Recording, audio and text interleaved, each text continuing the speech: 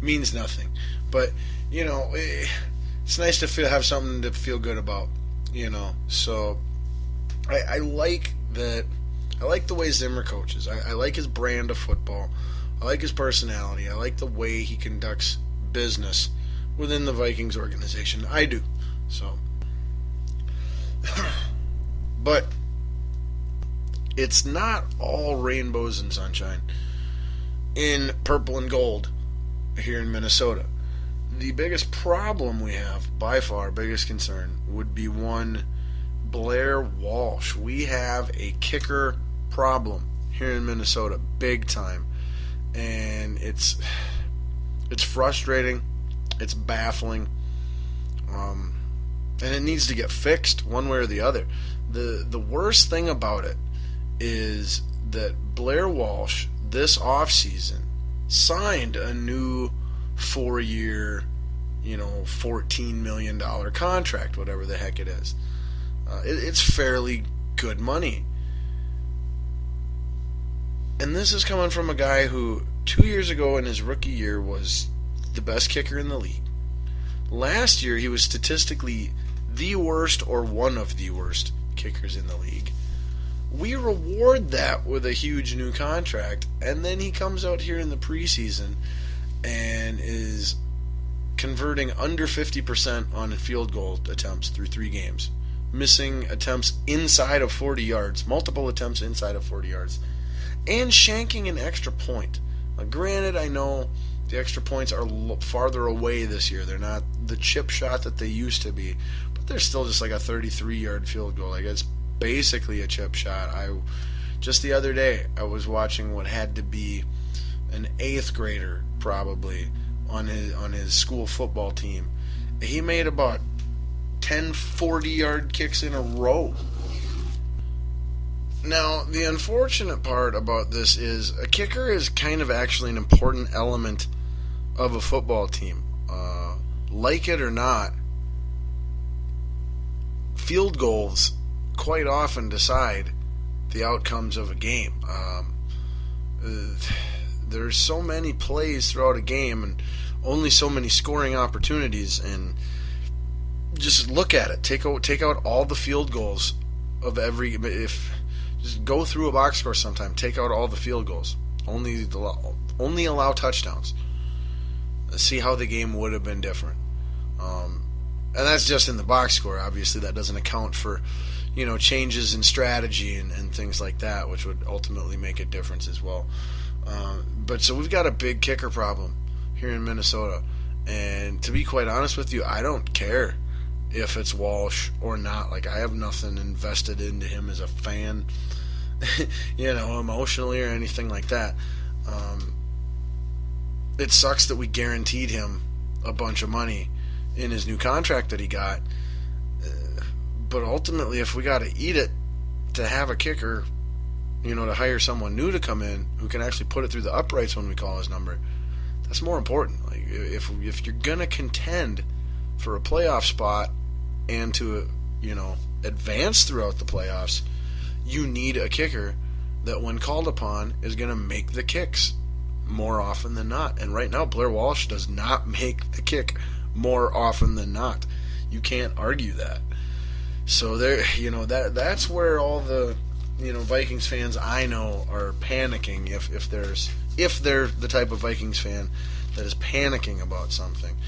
As far as the offensive line goes, I'm not too worried about it. This last week we had Sullivan out at center. To me, that was much more of a concern than TJ Clemmings, the rookie, now starting at right tackle instead of starting at right guard, even though naturally he's a tackle anyway. So, I don't see how we're not moving him. Like, he was planned to be the starter at some point in time on the offensive line anyway, but not at right tackle, at right guard, even though his natural position is right tackle. So now that he gets to start at right tackle, isn't that a little easier and more sensible now for him, where he doesn't have to learn as much new stuff, and should be able to succeed quicker? So again, don't worry about that. Worry about the health of Sullivan, because we need a healthy John Sullivan at center, or that offensive line is going to fall apart fairly quickly. No offense to my man Joe Double Cheeseburger, but with the situation now that we have at right guard, we really need Sullivan there at center. So that we have the option of either doing Mike Harris, Joe Berger, or David Yankee, whose favorite comedian is Buddy Wackett. I love that joke, I'm sorry. I know it's lame, but so am I, kind of, so whatever. But that's where the issues on the offensive line are. But everybody needs to remember the number one priority for the Vikings offense/offensive line has not changed at all, and that is to reassert the left tackle position and get productivity on a weekly basis from Matt Khalil. That's priority number one. If it wasn't, Fusco would have been moved back to right guard the second that Lodeholt went out and Clemmings went over to right tackle, and then we'd be plugging David Yankee in at left guard, our 5th round pick from last year's draft, and that'd be it, full steam ahead. But we need to check off that left tackle position before we worry about anything else on the offensive line. And the best odds for success on that is leaving Fusco over there with Khalil to help him out for a while until he gets his groove back. As far as wide receivers go, Charles Johnson looks great. Diggs looks great. Wright looks pretty good. Patterson still looks like a joke. Thielen hopefully makes the team, and Mike Wallace is dropping passes he should catch. But don't worry about Wallace. Wallace will be fine, and he's more of a threat. In all honesty, Charles Johnson is more your number one receiver in productivity. He's just technically the number 2 guy on the depth chart because our number 1 guy, like I said, is more of a threat than an actual number putter-upper. But anyway. And then AP missed practice to attend a court hearing. On the defensive side of the ball, we got Gerald Hodges starting at middle linebacker coming up this next preseason game in Dallas. I love anything to get Gerald Hodges in the starting lineup in that linebacking core for our 4-3. However, I do still prefer him as an outside linebacker where he doesn't have to read quite as much and can utilize more of his athleticism.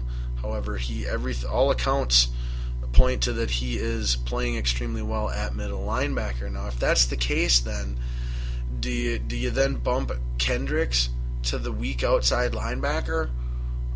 Because Kendricks has got to be your starting middle linebacker at some point in time this season. Which again, in my head, it's always been Barr, Kendricks, and Hodges, with Greenway and Audi Cole being the odd men out of the starting lineup.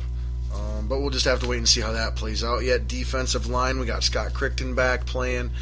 We really need our third defensive end to step up and prove that we have someone that can be used in a rotation, a pass rush rotation there.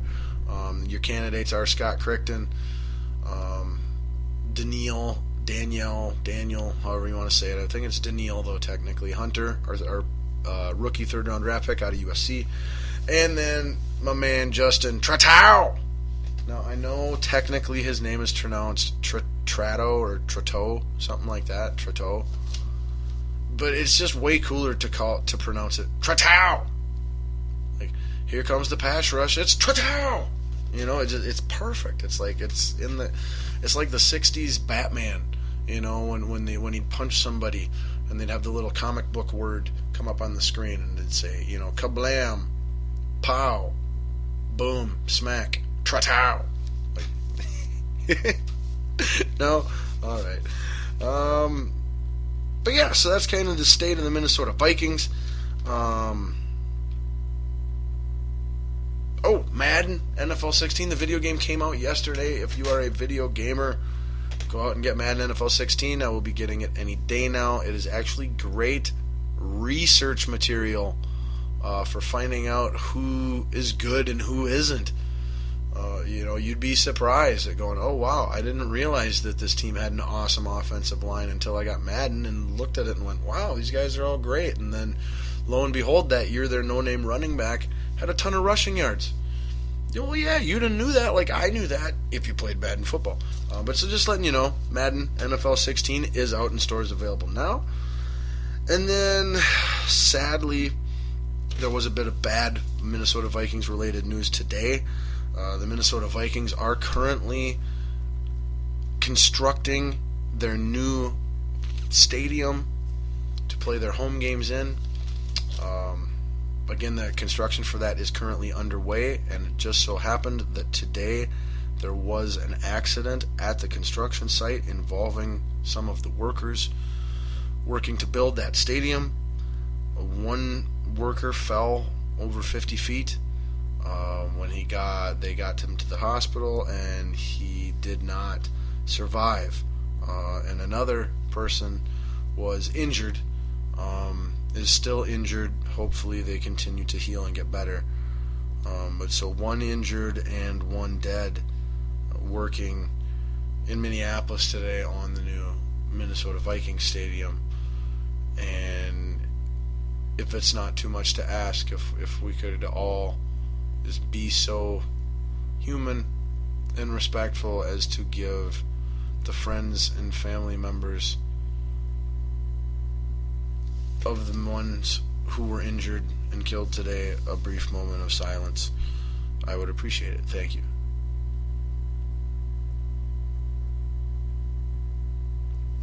Okay. All right. So, there's that news. I don't feel there's any need to opinionate on that subject. But I just wanted to share the information, as it is sad and hits fairly close to home. And it deserves attention, at least for a little bit. But, alright, there is more football news here in the meat yet. We've got a little bit of pro football news yet. Well, it's not news, but it's a special. Then we got a tiny bit of college football. And then after that, we will squeak in just a little extra balls juice, and then get to our deep thought of the day. Again, thanks for listening. We're over 600 strong now every week here on Balls Deep Sports Talk, and I can't thank you enough for making that happen. But here's one of the ways I'm going to try, because I'm about to give you guys gold, okay? I'm going to give you gold. Whether you choose to cash it in or not is up to you, but free of charge, I'm going to give you gold out of the goodness of my heart for making Balls Deep Sports Talk here on WNLM Radio every Wednesday night such a success. So, can't believe I'm doing this. Fantasy football players, grab the nearest piece of paper and writing utensil that you have, or you're going to have to go back and re-listen to this on Spreaker or TuneIn or YouTube or SoundCloud or something. But here are my Scotty Balls 2015-2016 NFL fantasy football season player rankings. Now, I am not going to go into too much depth onto any specific individuals, but rather we are going to give you the top people to look for, some people to potential sleepers, and some potential big names to avoid. And we're also going to explain a key drafting strategy to you as we're doing this. Okay, so let us start with the quarterbacks. Now, depending on the type of league you're in, quarterback can be extremely important. It is extremely important. A lot of leagues, you have to play a quarterback every week, and you can only play one. So if your quarterback has a lousy week, that greatly decreases your chances of winning. Now, there are new leagues where we have the flex position, which is usually a wide receiver or a running back, or sometimes maybe a tight end as well. There is now super flex positions in a lot of leagues, where the quarterback is also incorporated into this equation, and you can effectively play two quarterbacks in your starting lineup every week should you choose. But so quarterback's an important position on your fantasy football team, but it's not necessarily one you need to reach on. That always changes from year to year depending on the draft class. Wide receiver would be another one this year that do not reach on a wide receiver. Tight end, that's a good question this year. But anyway, we're starting with quarterbacks. And the first two names on my quarterback list in order, my number one fantasy football quarterback for this upcoming season does not wear green and gold. He wears blue and white. His name is Andrew Luck. and he's the quarterback of the Indianapolis Colts. And he is my number one fantasy football quarterback.